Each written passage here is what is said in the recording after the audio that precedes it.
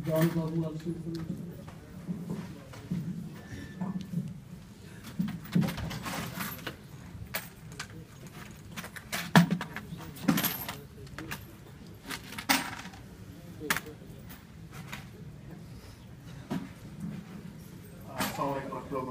and sisters,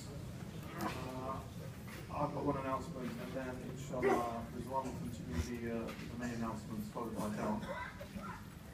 As you know, for many years, the committee has had a mosque advisory group. For those who have been in the committee over the past years, you'll know that that group has provided invaluable advice to the committee over the years. So I'm very pleased to say that that now has been formalised into a board of governors. And I'm just going to briefly, I'll read out the introduction to this document, and then copies of this will be available at the back of the foyer. So in the current environment, it is vital for Harrow Central Mosque and the Masud Islamic Centre to ensure that there is an independent body, a board of governors, what we've called. Some places have a board of councillors or board of advisors, to oversee and ensure that there is accountability, transparency, compliance, and good governance. There is inherent expectation by the Home Office, Charities Commission, local police and local authorities, that management committees of faith-based charitable organisations need to put in place measures to ensure that such organisations give the right kind of message. For the Muslim community in Harrow, in the current environment, this also requires us ensuring that we have barriers in place to prevent or against extremism and radicalising elements. We believe a board of governors will go a long way in fulfilling this collective responsibility and achieving this objective.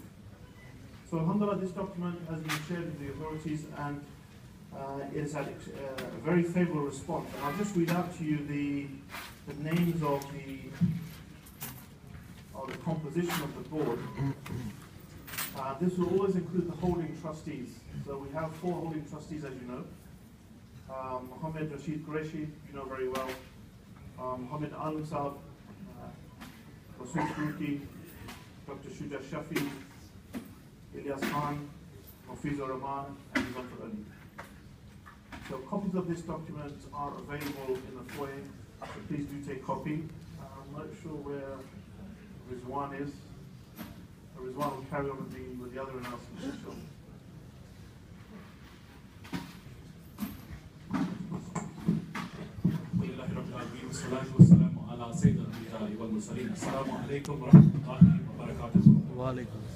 I'll continue with the usual announcements, and then after I complete the announcements, we have Dal Babu, ex-Borough Commander of Police here, who's kindly agreed to come and give an update on the elections following the completion last week.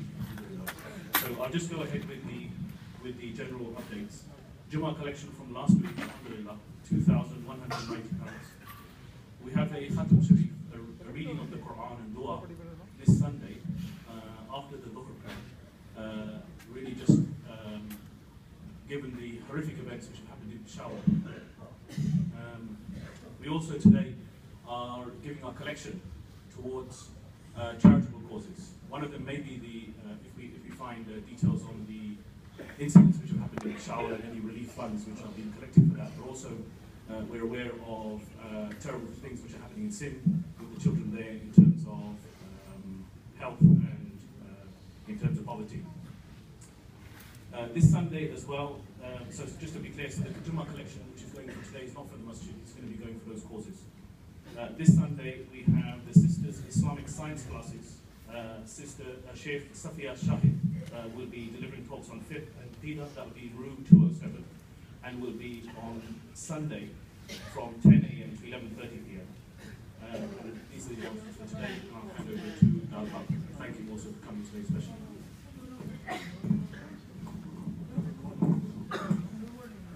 Thank you, what I'm going to do is, just so that there's no concerns about what I'm saying, I'll actually read out the statement that's been agreed by the Election Commissioner. I will then say, once I've read out the statement, I'll just say a few words at the end of that statement. Following the announcement of the election results, concerns have been raised to the IEC regarding the election process. The IEC has made a statement and he is liaising with the Muslim Council of Britain to appoint an independent team to investigate these concerns. The team will report back to the IEC and based on their findings and the recommendations, he will decide on the way forward. We hope that the timescale for this process be completed by the end of the year 2014.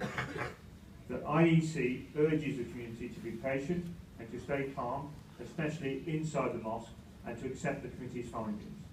The IEC's role will be ended straight after he issues a final statement on the committee's findings. Further updates will be provided in due course, and the IEC recognises the need to resolve these matters as a priority.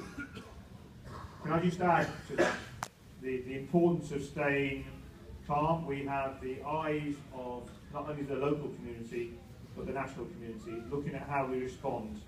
And as Muslims, this is an opportunity for us to talk about democracy, make sure that we're content with the process and concerns are being raised and they need to be addressed.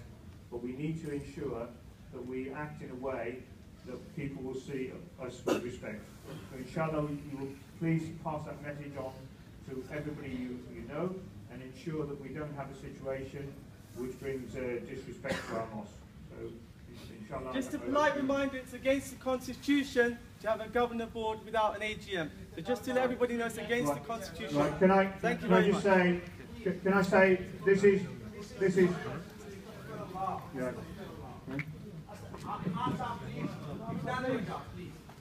Okay, please, 1 minute. You have done the job. Please, it's against the Constitution. Allah is Muhammad, please, 1 minute. Okay, this is the prayer time. Muhammad, please come and make azan. That governing party, after the election, they remember now governing party. After the election, they now remembering the governing